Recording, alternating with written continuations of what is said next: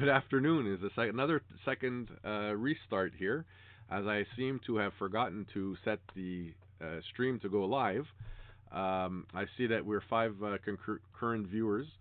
Um, don't forget, by all means, at the end of the episode, if you've enjoyed what you've seen, if you'd like to see more, if you'd like to comment, please do so. In my YouTube channel, in the description of the you can like and you can also send comments through there. You can also use the chat, which is also being recorded on my end over here. Bon après-midi à tout le monde. Désolé, une deuxième départ de ça a l'air que j'ai oublié de partir le diffusion en direct. Fait que j'avais tout embarqué déjà sur un tangent. Uh, C'est-à-dire que, so what I was saying before is that I would, just so you know, bonjour Jacques, bonjour, bienvenue au diffusion en direct. Cet épisode ici, épisode numéro 25, serait sur un peu sur le flash portatif ou et flash intégré, excusez. J'avais un petit accident ici avec ma tasse de café.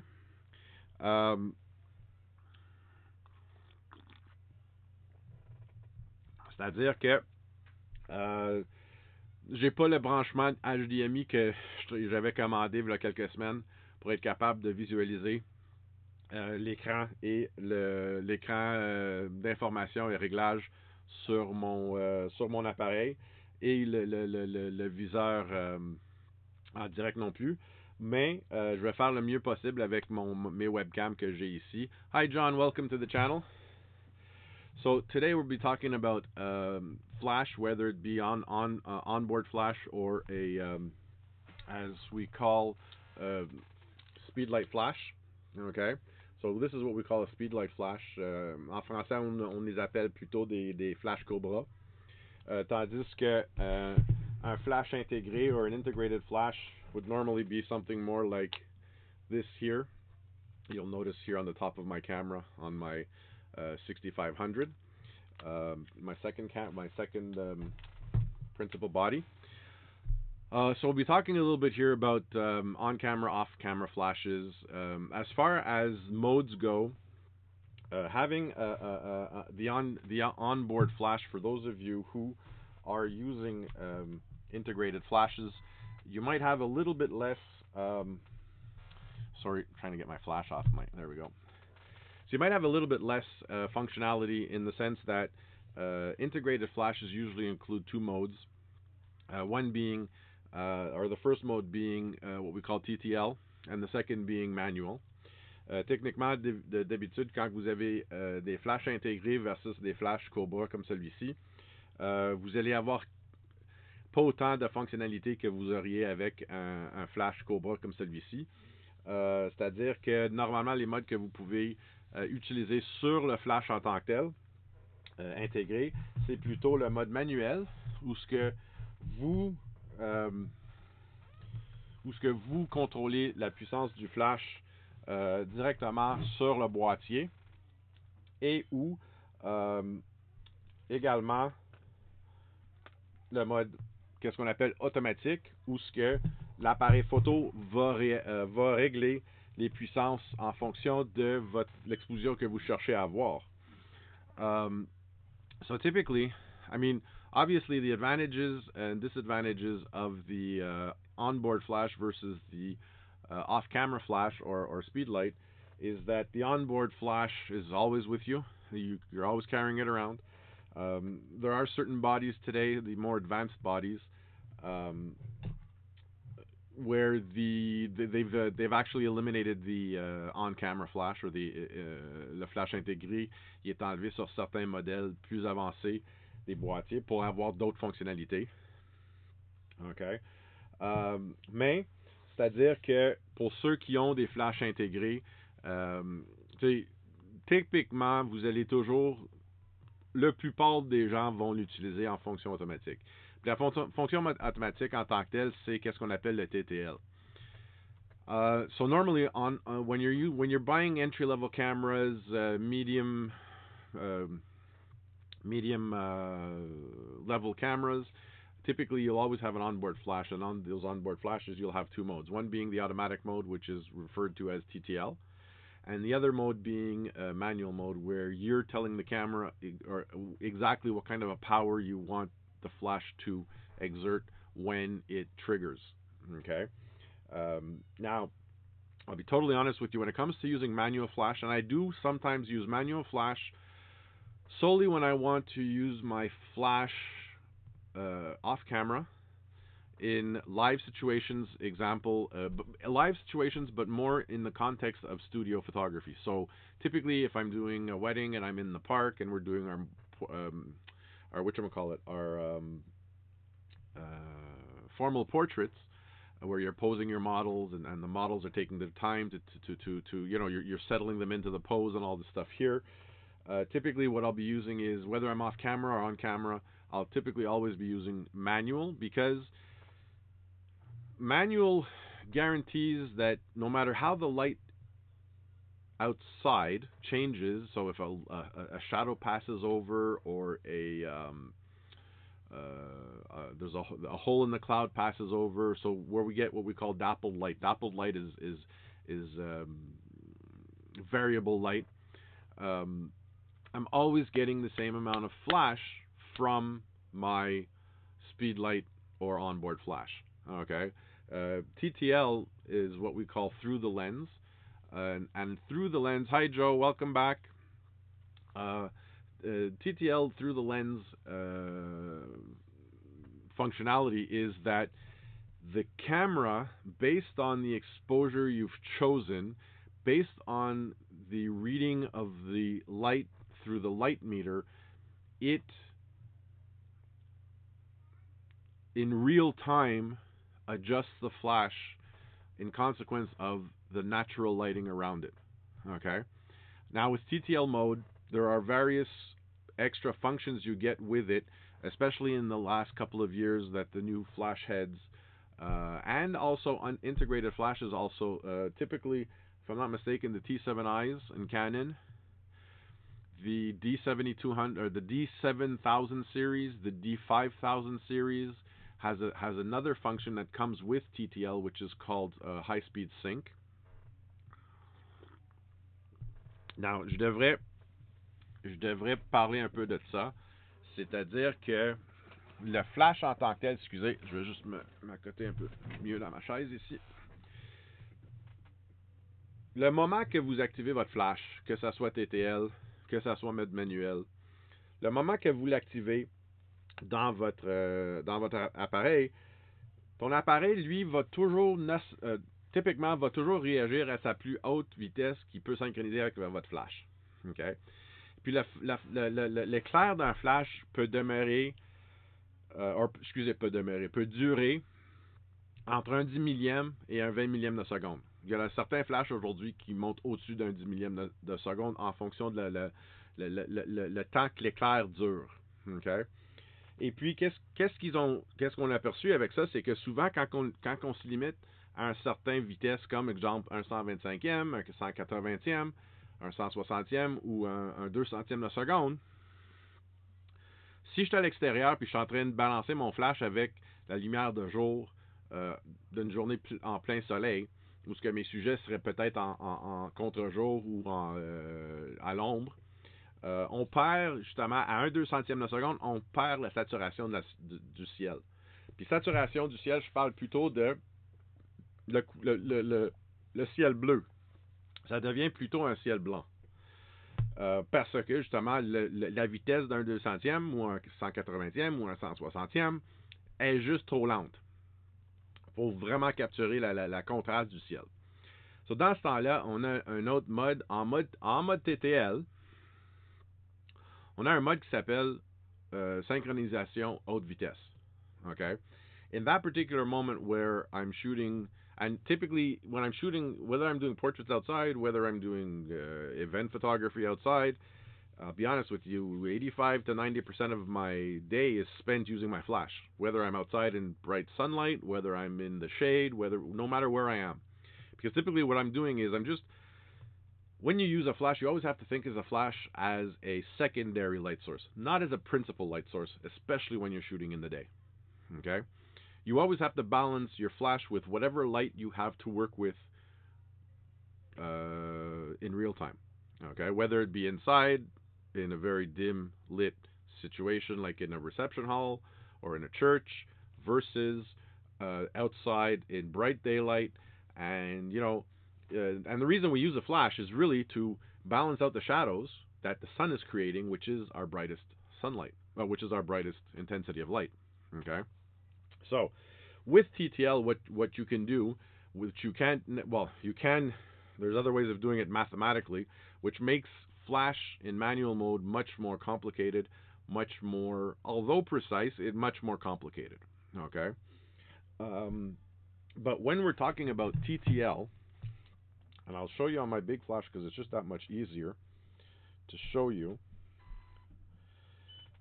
On your on your camera body, you all know that you have that plus and minus pour la correction d'exposition for the exposure correction. Well, you also have an exposure correction for your flash that has no impact on your general exposure. Okay, and it works in the same way in the sense that it works in stops of light. C'est-à-dire que comme que vous avez les ajustements plus et moins dans votre compensation d'exposition ou votre correction d'exposition sur le posemètre, vous avez aussi une correction d'exposition en travers la flash, mais sans toucher l'exposition générale que vous utilisez pour faire la photo en tant que telle. So, typiquement, si je serais à l'extérieur en plein soleil, ciel bleu, la première chose que je vais faire au départ, c'est que je vais éteindre mon flash pour le désactiver complètement. Puis je vais faire mon exposition en fonction de la lumière qui est là, en utilisant mon posemètre multi ou évaluatif ou celui qui va prendre les plus de lectures sur le capteur complet. So typically what I'll do is I will turn the flash off, specifically if I'm outside, okay, where there's a lot of light to play with. I will set my exposure in consequence of that exposure. So if I'm shooting at 5.6 and I'm shooting, let's say for instance at 400, typically I don't use flash unless I'm really in bright daylight. I really don't use my flash under 400 ISO unless I'm outside. Outside I'll hit that 200 ISO, no problem. And if I'm shooting it at 5.6 and let's say for instance I get a 1/1250th of a second. Fait que si je suis à l'extérieur, puis mon ciel est quand même assez bleu, je vais avoir quelques détails dans les nuages, puis mon exposition sort à 200 ISO, 5.6, parce que n'oublie pas, je suis en portrait, je suis pas en paysage, je ne vais pas aller chercher un F16, je vais aller chercher un 5.6 ou un F4. Et puis ça sort un vitesse de 1 1250e de seconde ou 1 1600e de seconde.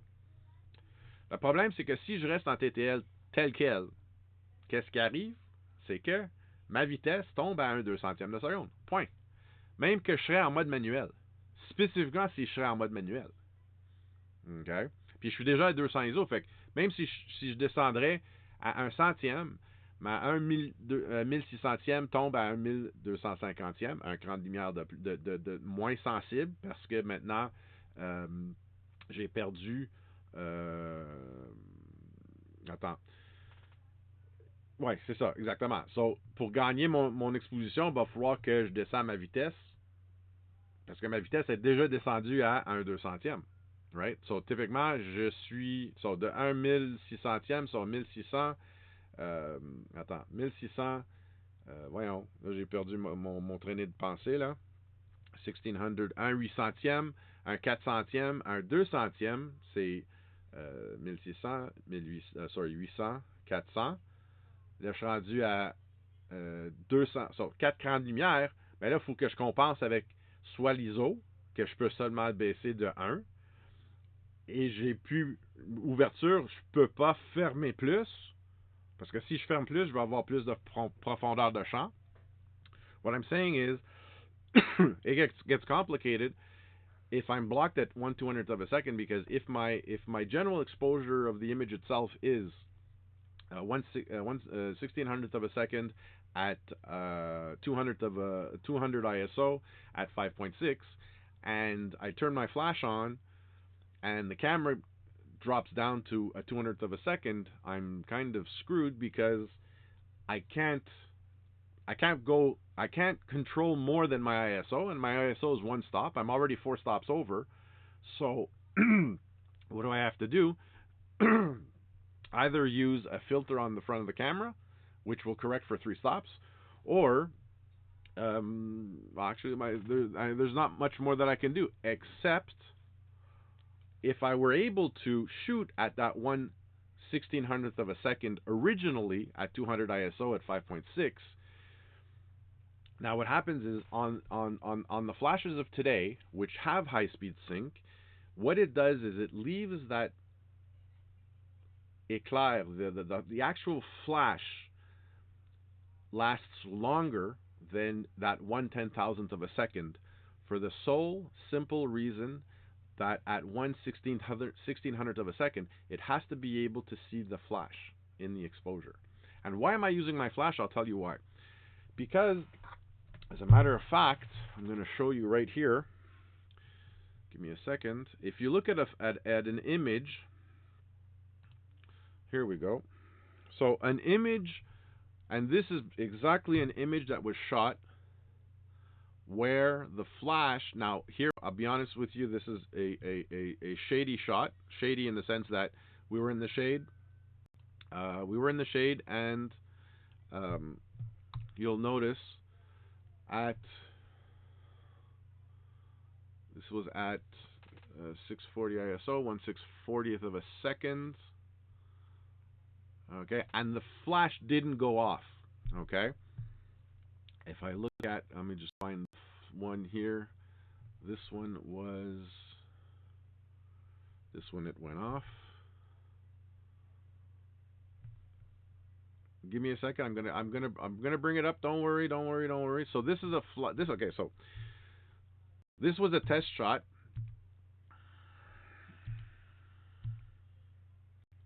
Yeah, there we go. So this was a test shot. Screen. Okay. Have we all? Oh, yeah. It would help if I actually flipped cameras, right? Because I'm trying this new function in the software that I'm using. So if you look here now, my exposure here is 1/640th of a second, 5.6, and 640 ISO. And the reason I'm at 640 ISO is literally because we're in the shade and we're completely covered. I mean, if you look here, there's very little sun coming in, and there's a ray of sunlight here in the background, right? My sky is a little bit still, even though a little overexposed, it's still kind of blue. With the flash on high speed sync, I get to keep my 1/640th of a second. Whoops. I get to keep my 1/640th of a second. And what it does is it gives me this. I still have that ray of light behind. I haven't lost that ray of light here in the background on the fence and on the ground, but I've actually lit up my subjects over here. And typically, I'm always in high speed sync. C'est-à-dire que si vous regardez la différence des deux photos ici, c'est que cette photo-là, la flash s'est manquée. OK? So, qu'est-ce qui est arrivé, c'est que j'ai repris la photo par après. Et puis ici, la flash est partie quand il était supposé de partir. Et puis justement, vous allez voir que j'étais à 1... Oh, excusez. Puis ici, j'étais à 1/200th de seconde. Tandis que, malgré que ça a quand même assez marché, parce que si vous regardez cette photo ici, j'ai mon... Regarde la différence. Exactement la parfaite exemple. OK? Je vais les mettre un à côté de l'autre. So, ça, c'est la 186. La 186, 87 et 88. On va les mettre les trois à côté de l'autre. Ça, la flash est manquée à 1/640th de seconde. Ici, nous avons la photo exactement à 1/640th de seconde avec la flash. Et ici, on l'a eu le même éclair, mais en fonction de 1/200th de seconde. Parce que, justement, OK, qu'est-ce que l'appareil photo s'est fait? C'est que il a manqué son coup. L'HSS n'a pas embarqué. Fait que lui est tombé à 1/200e de seconde. Fait que la photo complète a été surexposée. Tandis que, encore une autre fois, quand on regarde la photo qui a été prise avec la HSS, qui est justement celui-ci, on voit très bien que ça a sorti, j'ai les mêmes ombrages, que j'aurais eu en, en fonction du exposition normale sans flash. Mais, puis ici on voit très bien, on perd toute la surexposition dans les arbres, dans les feuilles, dans les ombrages qu'on n'aurait pas nécessairement besoin d'avoir non plus. Et en temps réel, je trouve que ça c'est plus intéressant parce que ça fait popper plus les sujets qui sont vraiment les mariés. OK? Fait que ça c'est un parfait exemple à l'ombrage. It's a perfect example here of shot in the shade in the forest, basically. Again, I'm shooting it at 1/640th of a second. I'm using a high ISO in this particular case because I don't want it to force the flash necessarily. Now, what I've done here is I'm going to just light up my camera. We're going to change our views over here. And what I'm doing here, so let's see how this is going to work now. Give me a second. Twit. This one over here is this here. So I've got my camera at 5.6. I've got my shutter speed. Now I'm going to set it so that exactly, hold on just a sec. Where's my sync? There we go. So now I'm going to bring my, say for instance, I'm going to bring it up to 6/40th of a second at 640 ISO. Oh, I'm going to have to change the battery soon. So when you look at the camera, what you're getting here, can you see that? Is it gonna? Can you see that? Not really, eh? It's because it's not. There we go. Well, it's in TTL. Okay. Oh, you see it better there. So TTL automatic. See, it's at 5.6 already. Typically, when I'm outside, I'm always using the flash direct. Always. And my exposure, if you look at my exposure here, whoops. Is it focusing on that? No. F5.6, 1/640th of a second. But if you'll notice, under that flashing 3, -3, there's a -0.7. That's the control when you're in TTL that allows you to tell the camera to use less flash than it thinks it needs. Okay? On appelle ça la compensation du flash. La compensation, en mode TTL, la compensation du flash marche en fonction de cran de lumière. The flash compensation works the same way that your exposure compensation works. It works in stops of light. Okay? Now, what you got to be careful about this is when you're having variable lighting, okay, where lighting is changing, like you're getting dappled light because some of the sun is coming through the leaves and the leaves are moving because of the breeze. We call that dappled light. When you have dappled light, TTL tends to be less precise because it's constantly adjusting itself. So when you're shooting a shot like tac, tac, tac, tac, okay, that is not burst and that is not rafale. Okay? I never use mon rafale or my burst mode while shooting portrait.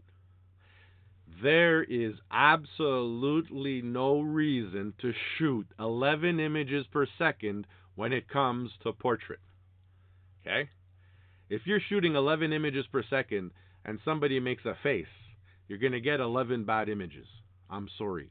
And if you do it over 3 seconds, you might get 3 photos from those 3 seconds in those 33 photos. Okay? Don't forget, you want to work efficiently, not stupidly. Okay? Inefficiently. Sorry for the use of wording, but, okay? We always have a tendency, the more we have automation, the more we try to use that automation. But again, you guys know what I think about automation. ADDD, okay? So anyways, to get back on track, C'est-à-dire que typiquement, quand je fais le portrait, j'utilise jamais mon rafale, j'utilise toujours euh, photo simple. C'est juste que je suis assez habile avec tous mes appareils photo. Je le sais exactement c'est quoi la pression j'ai besoin de peser pour être capable de faire tac, tac, tac. Tac, tac, tac. C'est aussi simple que ça. C'est pas plus difficile que ça. OK? Tu n'as pas besoin de le tenir puis d'avoir 11 ou 20 images par seconde. Jamais en portrait. Tu vas juste avoir un panoplie de photos qui sont manquées. OK? Puis quand ça va venir le temps pour les trier, ton triage va prendre 7 fois plus, 10 fois plus de temps. OK? Pour aller chercher les belles photos. OK? Puis souvent, oublie pas que d'avoir plus, c'est pas la meilleure façon d'y aller. Okay? Typiquement, on veut aller chercher quand même un certain nombre de bonnes photos, mais si j'ai 60 photos à choisir la meilleure, je vais peut-être sortir une dizaine ou ce que ben ça pourrait, mais peut-être, peut-être lui, peut-être lui. Puis après ça, j'aurais aucun. Je pourrais pas décider lequel de les 10 ou les 5 qui serait mieux en. OK? So, jamais en rafale, spécifiquement avec un flash. N'oublie pas qu'un flash, ça prend un certain temps à recycler. Okay? Especially when it comes to flash photography, you don't necessarily want to be in burst mode because the flash itself needs a certain amount of time every time it triggers. It needs a certain amount of time to recycle, and that's also exactly why sometimes I will use manual mode, at which point I don't consider the powers. So for one means full. 1 for 2 means I get, well, actually it means half the power, but having half the power in my flash means that I actually get 2 flashes for 1 recycle, or for 1 cycle. A quarter is a quarter of the power, yes, but I get 4 flashes for that 1 charge. 1/8, I get 8, and as far as power goes, there's another way that you can control your flash, and that is how close to the subject are my flashes. Because at 1/4 of power, I can still get full power if I just take the flash and I move it. Say, for instance, if my flash is at 6 feet and I'm using a quarter power, well, then what I'll do is I'll move it at 3 feet, or I'll move it to 2 feet. I still get that exact same punch of 1 for 1. Okay? I'm just permitting myself to have 4 flashes if I do. Everybody look here. Nice smile. Bel sourire. Beaux yeux ouverts. 1, 2, 3, clic. Encore une autre fois. 1, 2, 3, clic. Encore une autre fois. 1, 2, 3, clic. Voilà.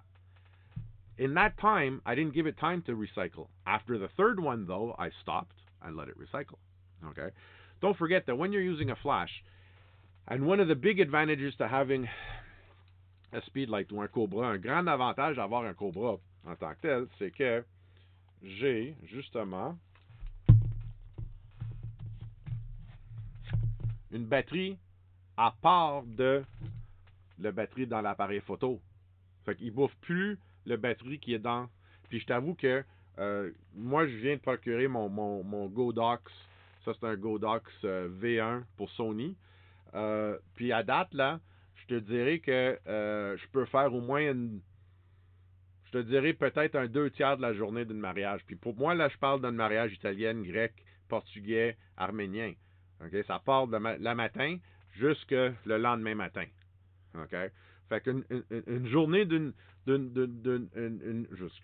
journée, un 2/3 d'une journée, là, pour moi, là, c'est rendu du matin jusqu'à rentrer dans le salle de réception et probablement juste avant le plat principal du salle de réception.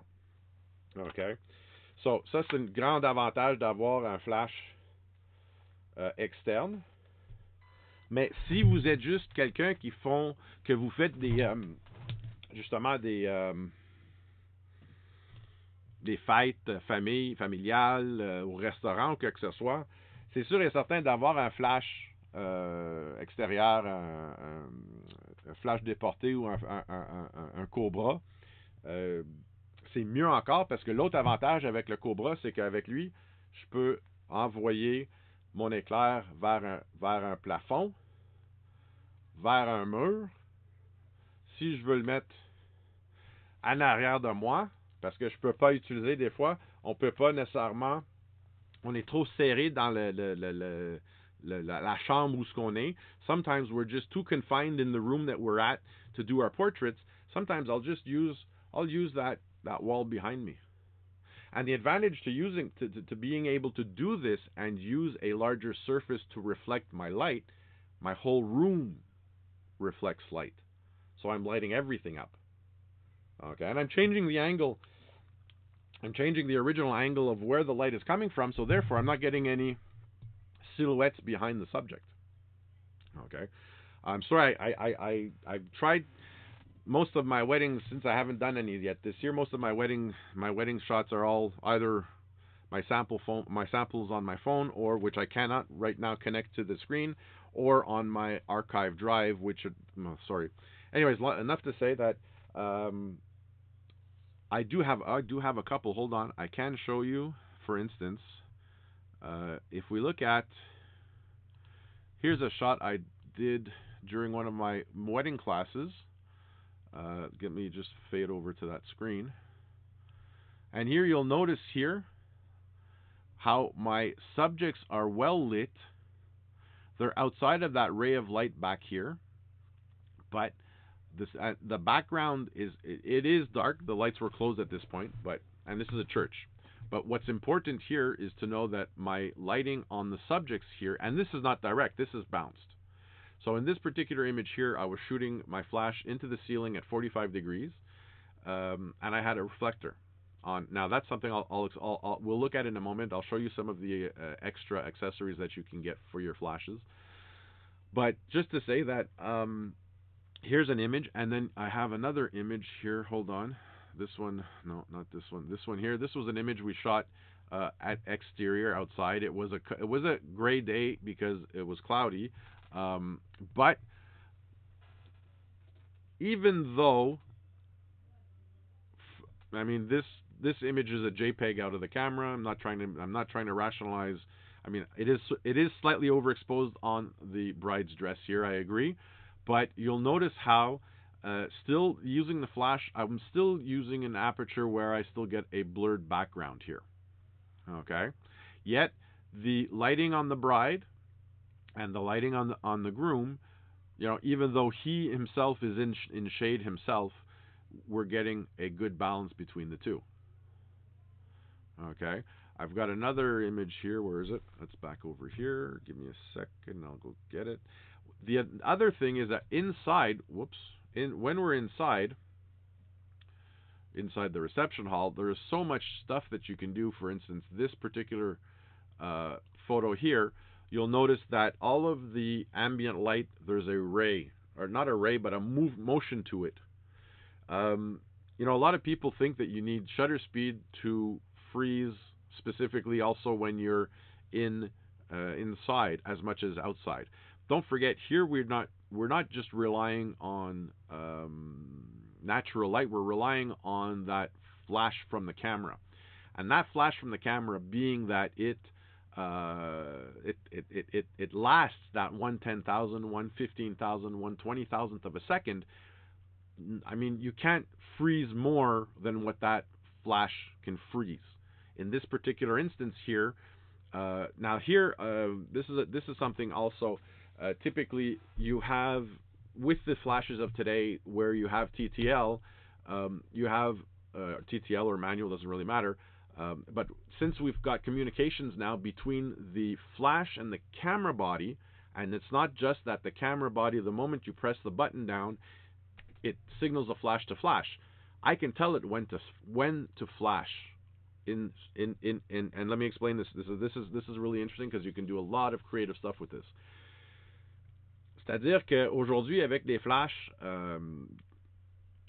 que ça soit du flash intégré ou du flash déporté, parce que dans les dernières dizaines d'années, on a la communication maintenant réelle entre, puis c'est ça que la TTL fait, c'est qu'il y a une communication entre le flash, entre le boîtier puis le flash, et puis c'est comme ça qu'il sait à quel point il y a besoin d'utiliser le flash. Mais il y a un fonctionnement d'extra à part de comme tantôt que je vous avais expliqué la synchronisation lente, c'est que vous savez que vous avez deux rideaux. dans votre boîtier, vous avez une rideau qui est ouverte et qu'est-ce qui arrive, c'est que le moment que vous pesez, vous déclenchez, vous avez un obturateur qui s'ouvre pendant que le deuxième se ferme pour aller chercher les temps de vitesse qu'on peut aller chercher aujourd'hui.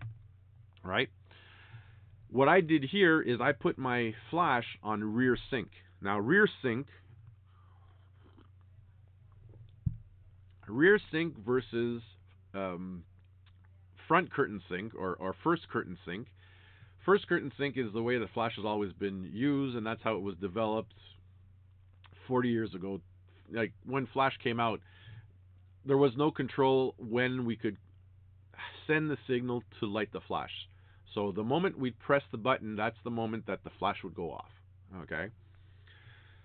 Today now, because we have control over the first and second curtains, we can tell the flash, instead of flashing on the moment that the shutter opens, now I want you to flash just before that shutter closes. Exactly what I did here. So typically, what I did here, and I was using a 24-70 lens, which would give me a certain amount of distance to be able to crop this close. What I did was literally, I held my camera on a 45-degree angle, as such. And are we looking? Yeah, we can see it. You know what? No, I don't like this. We're going to do it this way so that you can see me much better. Where's my cursor here? Fade to camera 1. There we go.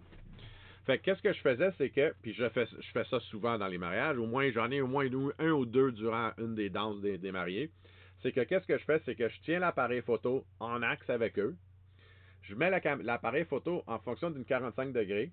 Dans mon cas, à moi, vu que je suis droitier, je commence à gauche. Mon flash est ici, vous voyez. Je pèse sur le bouton. OK. Ah oui, puis mon exposition dans cet éclairage-là, c'est un très basse ISO. Très basse, comparé à ce que j'utiliserais normalement. Parce que ici, normalement, dans une situation comme ça, je suis à peu près à 1250. Entre 1250 et 1600 ISO. Toujours à mon F4 ou mon 5.6. Et puis, ici, je suis en mode manuel. Puis, typiquement, vu que je suis à l'intérieur puis je suis sur deuxième rideau, normalement, je vais toujours aller chercher genre entre un 30e puis un 60e de seconde. Plutôt un 50e. Normalement, un 50, un 40e, ça c'est qu'est-ce que j'appelle mes vitesses magiques quand je suis dans l'éclairage doux ou sombre, tamisé comme ça ici. Okay?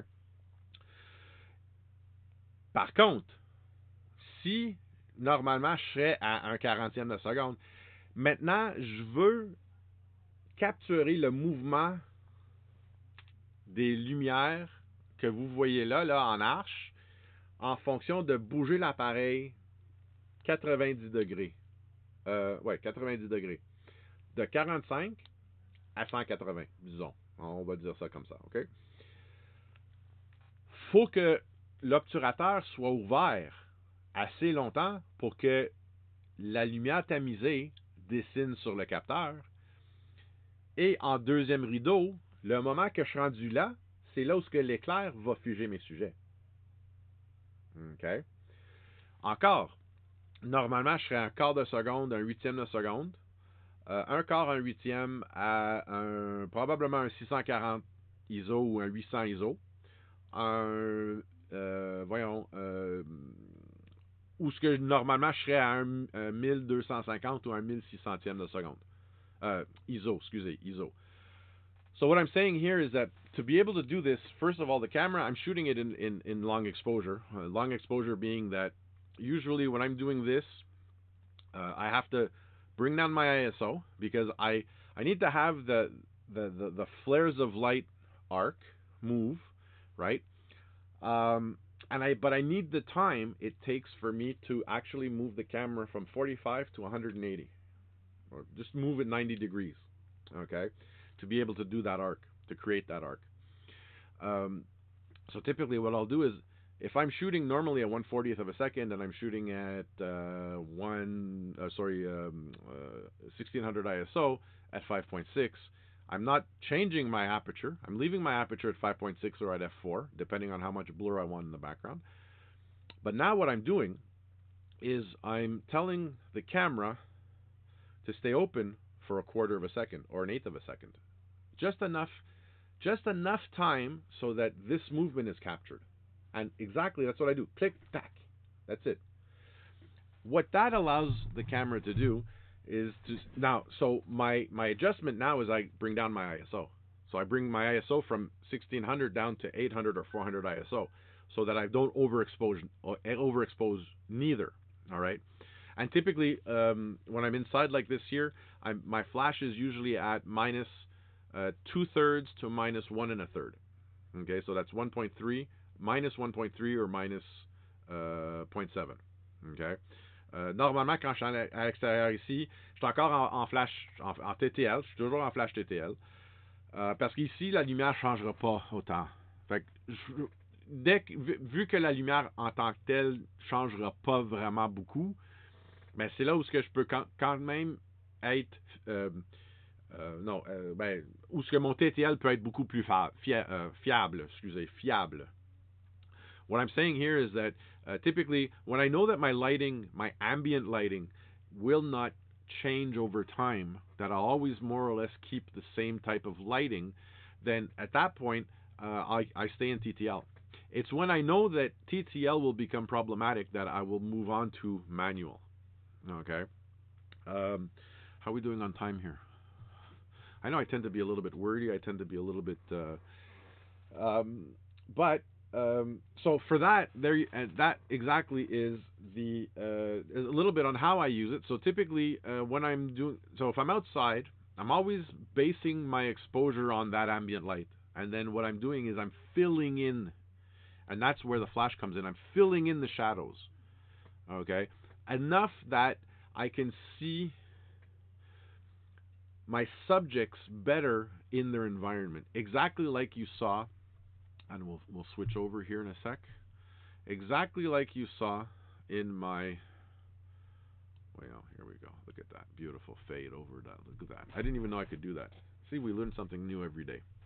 So if you look at these, look at these three photos.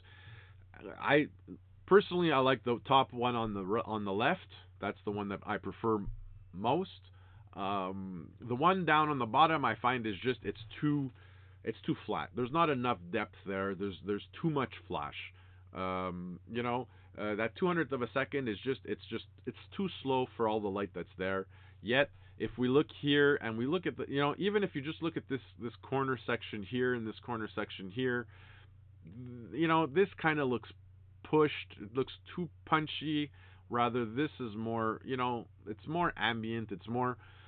This is for me. This is the image that I try to go after when I'm doing flash photography. There was something. Oh yes.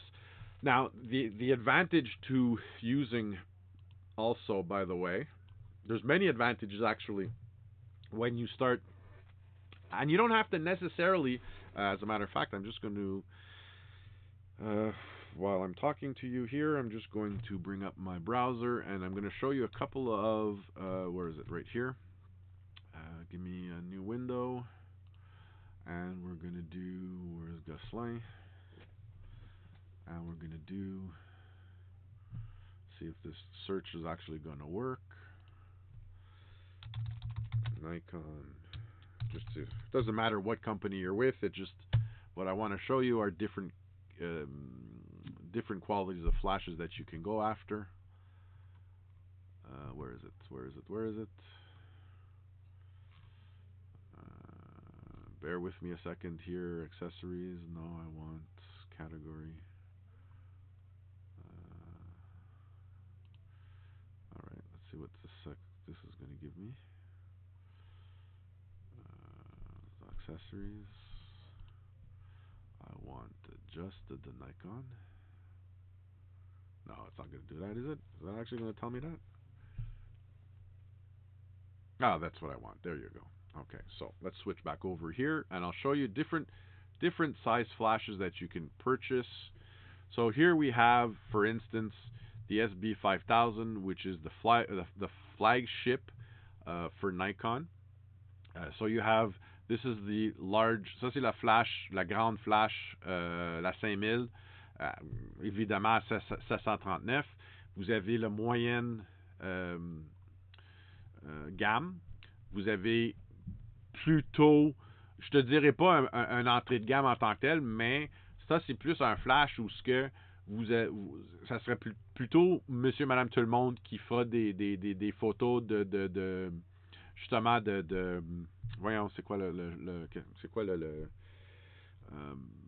c'est-à-dire, tu sais, les fêtes, des anniversaires dans un restaurant, un baptême, quelque chose qui est petit, un événement très petit. Puis ça va faire, ça, justement, d'avoir un flash dans cette calibre-là, ça va pouvoir te amener à un point où ce que vous pouvez diriger l'éclair du flash si vous voulez utiliser un plafond, si vous voulez utiliser un mur en tant que tel. C'est-à-dire que voyez comment est-ce que la tête ici, comme le mien, comme le mien ici, on peut, c'est ça exactement, on peut diriger comment est-ce qu'on veut, où est-ce qu'on veut que l'éclair s'en va. Vous avez quand même, c'est bon pour un bon 24 mètres, fait que c'est assez puissant. 2 piles double A. Et normalement, tous les compagnies vont avoir une gamme.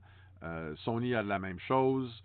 Je pense que la Sony, c'est la 32, tandis que Canon, il y en a un aussi où ce que vous pouvez manipuler la tête en tant que tel. Si vous regardez celui que moi j'ai, ça c'est le V1 de Godox, qui est l'équivalent des hautes puissances. Puis comme vous voyez là, vous avez pour Fuji, vous avez pour Nikon, vous avez pour Canon, vous avez pour Pentax, vous avez pratiquement pour toutes. Sony est ici. Exemple, c'est des batteries lithium au lieu d'être des batteries AA de voyons nickel metal. Et puis qu'est-ce que ça donne en temps normal aussi, c'est que, puis les prix sont très très abordables en passant. Vous avez quand même, c'est ça que je cherchais, une boîte d'accessoires que vous pouvez utiliser sur le flash en temps normal. Exemple, puis je t'avoue que ça vient avec un beau petit case. OK? Actually, do I have it here? I might have it here. Godox.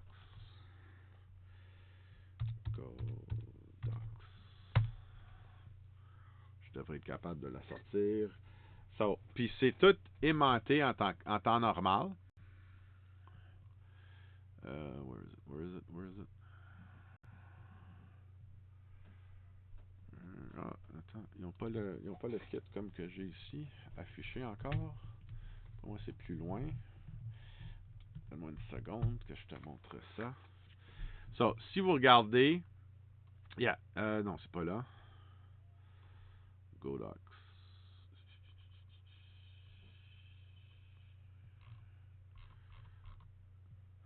Donne-moi une seconde que je la trouve. Voyons. Tiens, on va aller avec lui. C'est-à-dire que j'ai... Attends, ça s'en vient. Une petite dôme que ça clip avec des aimants sur la tête en tant que telle. J'ai aussi un réflecteur que je peux mettre pour envoyer plus de lumière vers l'avant quand je suis directement vers le plafond. Avec justement... merde. Crap. That's okay. No scratches, no breaks, no good. So you also get a dome, which is also magnetic, okay? And you've got all kinds of extras. Example, if I want to use this, and this here, the beauty of this flash is also that I can use it as a snoot.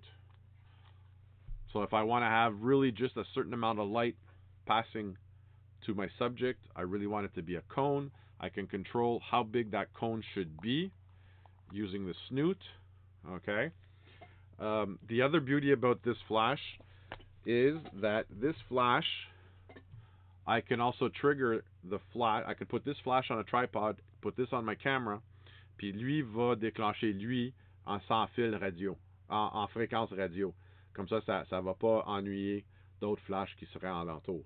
Typiquement, si je suis à l'extérieur pour faire des portraits environnementales ou des portraits à l'extérieur. Typiquement, lui va être sur un pied, puis lui va être sur l'appareil photo. Puis des fois, je vais avoir plusieurs flashs, 2 ou 3 flashs. Vous avez aussi, qu'est-ce qu'on appelle des portes de grange. Je vais montrer ça. So, ici, j'ai des portes de grange que je peux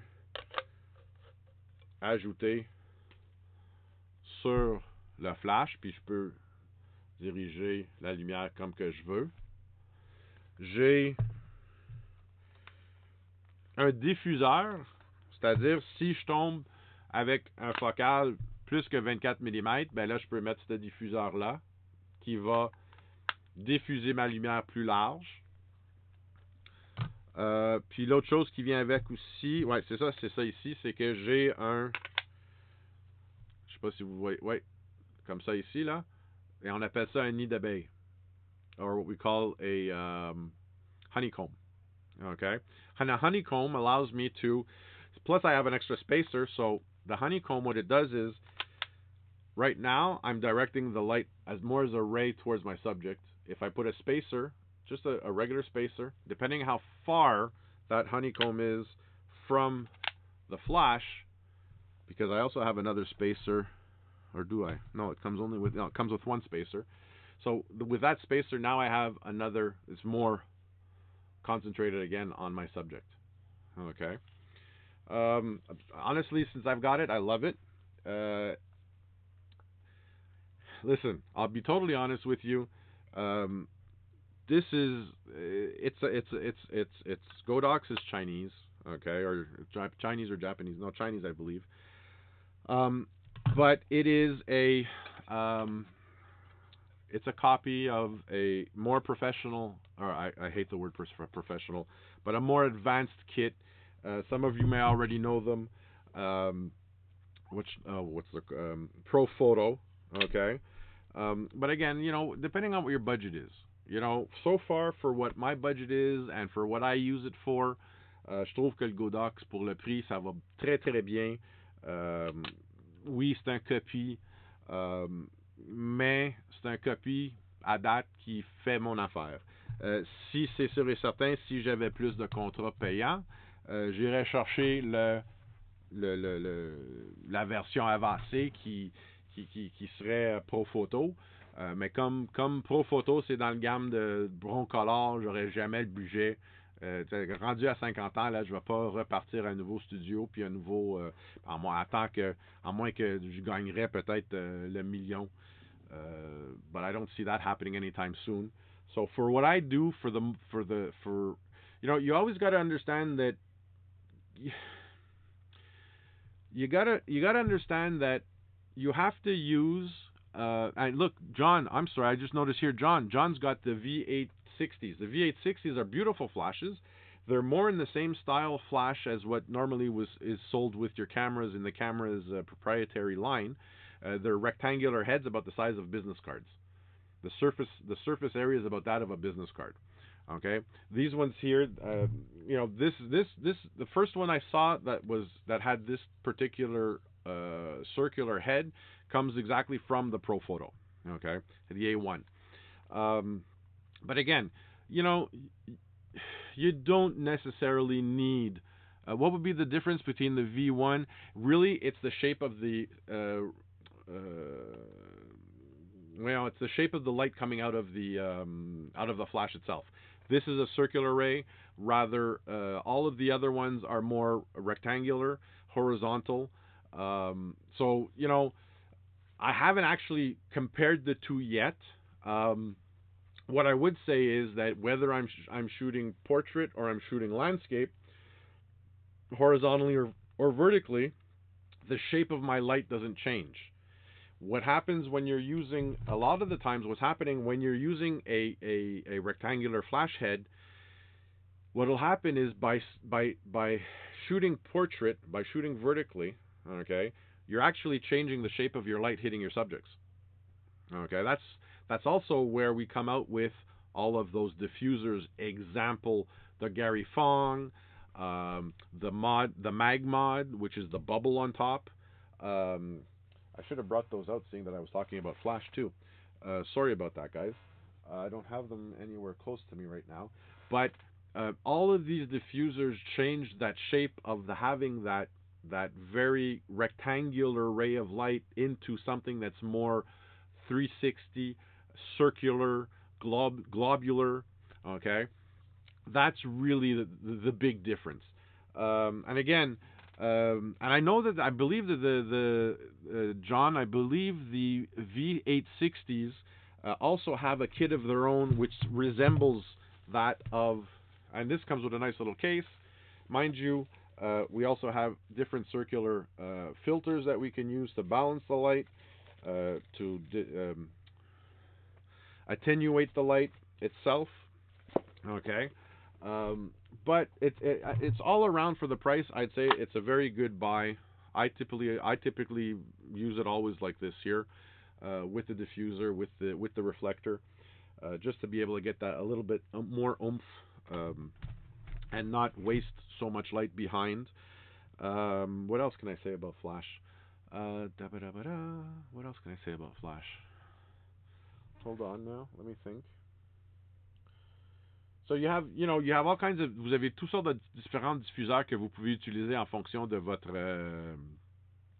éclairage, en fonction du flash que vous pouvez. Puis je comprends qu'il y a certaines personnes entre vous qui aiment plutôt rester avec la lumière naturelle, mais je t'avoue que la lumière naturelle là, c'est quand même limitant, même avec des réflecteurs. Okay? And it's not a bad thing. I know there's a lot of natural light photographers out there, and that's great. But what kills me is somebody who comes up to me and says, "Oh, me, no, I hate flash. I can't use flash. I don't want to use flash. I'm a natural light photographer." But photography in itself is knowing how you can control and how you can manipulate light to bring out the story that you're looking for.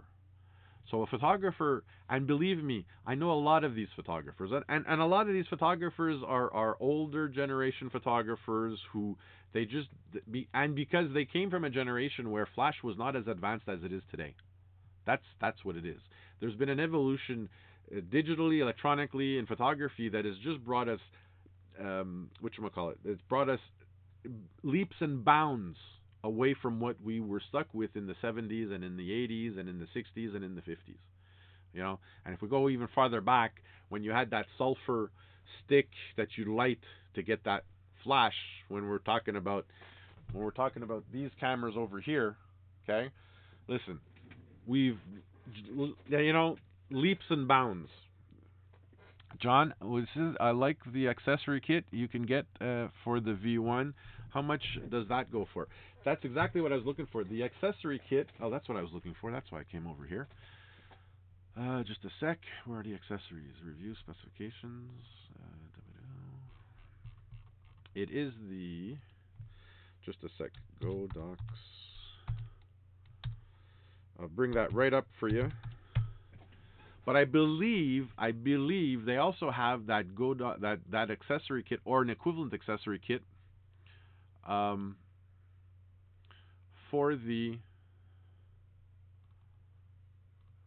Okay, really? Seriously? All right, we got to work on that. Let me go this way. We'll do it this way. So the Godox. I'm gonna, you know what? While I'm doing this, yeah, here we go. We're gonna go. I'm gonna switch over so that you're not bored with my face. Oh, wait a minute. How come it didn't? There we go. And what we're looking for here are the. No, I don't want the studio flashes. I want their camera flashes. Okay, so now if we look here, so these are all of the. Godox has so many models. You know, it's a wonder that we actually can. Here we go. Accessories for flashes. What we're looking at here, I just got to find the. Really. Okay, back to the catalog. Give me a sec here. I just got to get that model number for the. Where's the V?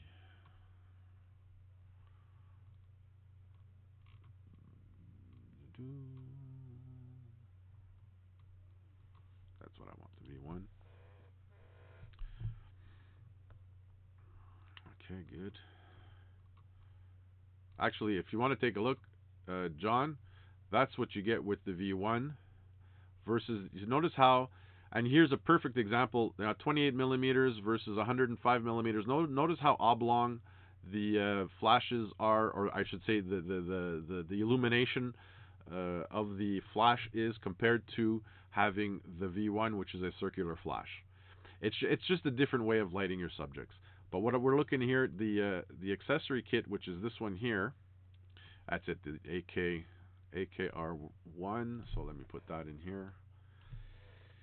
AK-R1.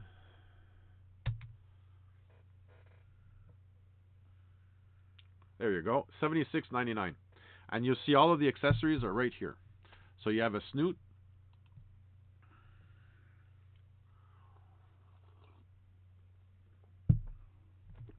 So like I said, you've got a snoot. A snoot. You've got a barn door. You have a reflector. This here is a diffuser so that you go wider than 24 millimeters. This is your diffuser dome. Then you have a fluorescent filter. You have a honeycomb. These are each of these are your what is it, CTO? Yeah, your CTO adjustment filters. You have different diffusers that you can also add, and basically each one fits on. Now this is another flash. This is another off-camera flash that is also available through us at Gosselin. I haven't had a chance yet to try them, but I'm definitely in the process of looking at them, because these having these are a total different. And at one point, when I'm going to do an episode on portrait photography exterior using off-camera flashes, I just find these flashes here are even more. Well, first of all, they're more powerful than the Speedlight, because the Speedlight, the V1, is about a if I'm not mistaken, the Speedlight is more than a Guide 60. I think it's a Guide 70 or it's a Guide 75. Okay. Actually, if I look back at these ones here have a 30 or a 40 watt seconds.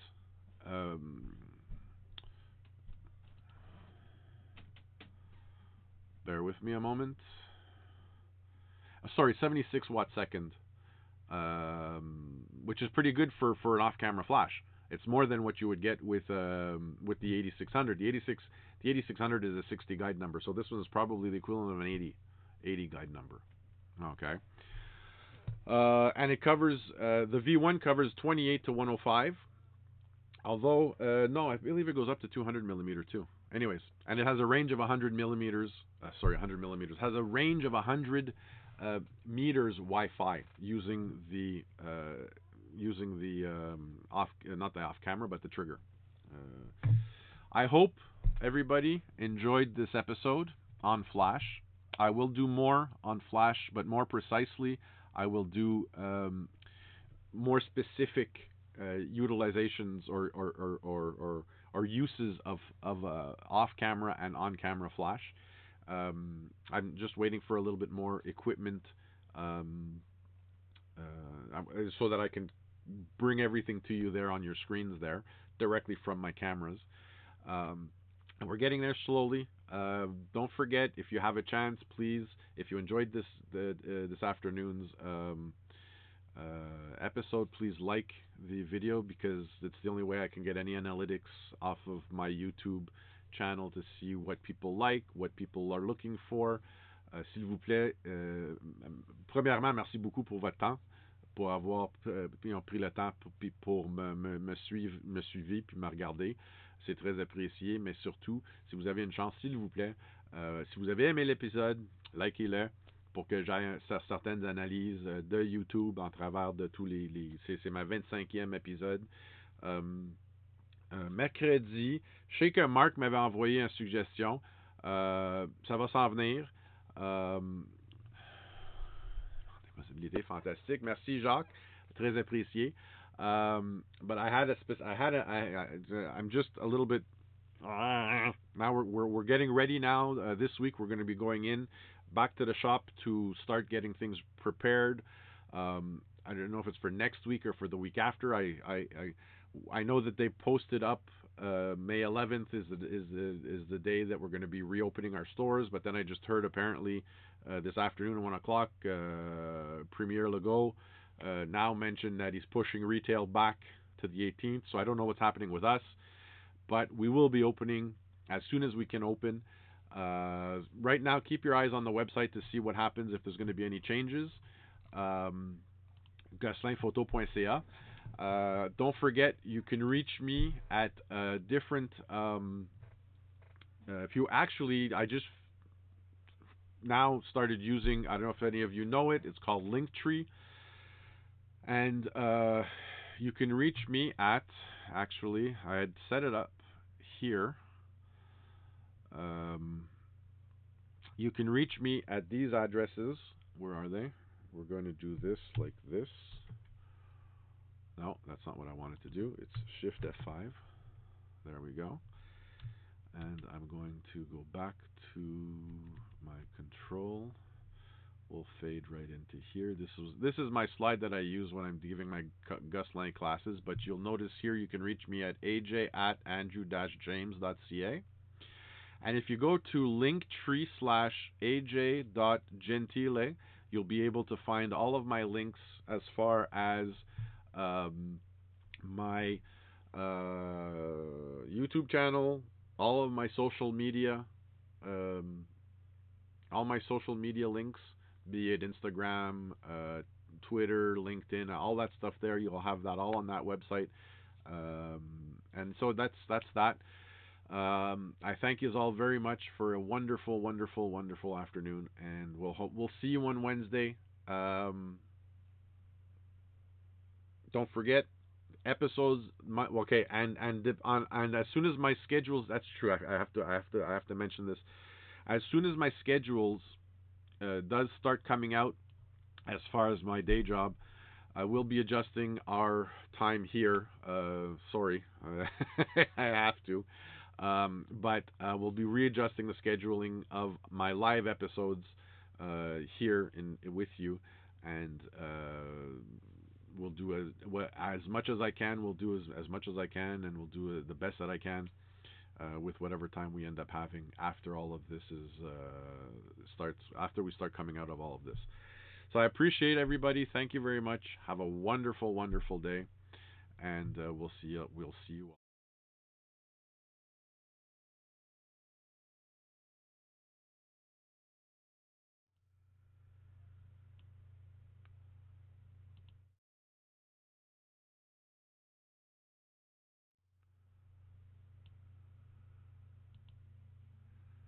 Well, this is interesting.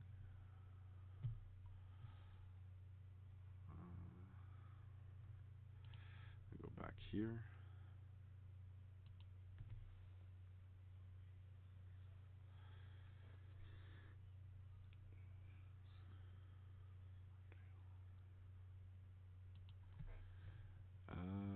Très intéressant. Hi, Mark. Okay.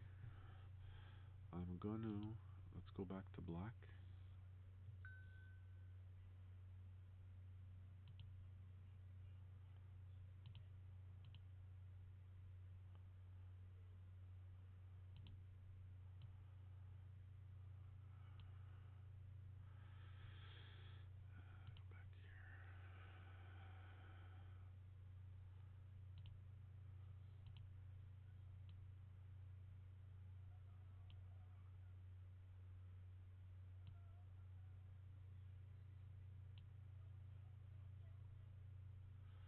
Interesting. Okay, I gotta figure that one out.